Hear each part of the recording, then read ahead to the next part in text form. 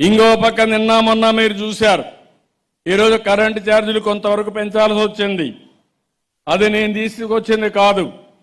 నేను ఒకటి హామీ ఇస్తున్నా, నేను వచ్చినప్పటి నుంచి సమర్థత పెంచుతాం.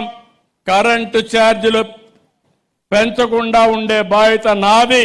పాత ప్రభుత్వం చేసిన దుర్మార్గానికి మాత్రం ఎక్కడికక్కడ మళ్ళా మనం అందరం మీరు నేను కలిసి ఆ డబ్బులను కూడా ఏ విధంగా తీర్చాలో తీర్చాలి. తప్పు చేసిన వాళ్ళు వెళ్ళిపోయారు. మీరు కూడా బాగా కాల్చి కర్రు కాల్చి వాత పెట్టారు. మామూలుగా పెట్ల 11 సీట్లు ఇచ్చారు. సిగ్గుంటే ఆలోచించాలి. నేను అందుకనే చెప్పాను, నేను కానీ మా మిత్రుడు పవన్ కళ్యాణ్ గారు కానీ చరిత్రలో చూడని గెలుపుని ఈరోజు చూడగలిగామంటే అది మీ అందరి అభిమానం, మీరు పడ్డ కష్టాలని చెప్పి కూడా నేను మీకు తెలియజేస్తున్నా.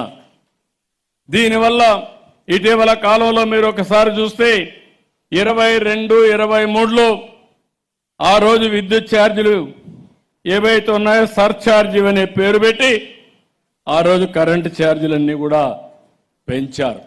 రెగ్యులేటరీ కమిషన్కి వెళ్ళాయి. ఆ రెగ్యులేటరీ కమిషన్ ఇచ్చిన అవార్డే ఈరోజు అమలు చేసే పరిస్థితికి వచ్చారు. పాపం మీది. దాన్ని భరించాలంటే, ఒకవేళ డబ్బులు ఇవ్వాలంటే ఎక్కడా వెసులుబాటు లేకుండా చేశారు. ప్రతి ఒక్క పైసా నేను ఆదా చేసి మళ్ళీ పూర్తిగా విధ్వంసమైన పాలనని సరిపెట్టుకుంటూ మళ్ళీ ఒక్కొక్క ఇటుక పేల్చుకుంటూ మళ్ళా మొత్తం సెట్ చేసే పరిస్థితికి వస్తున్నామని చెప్పి కూడా నేను మీకు తెలియజేస్తున్నా.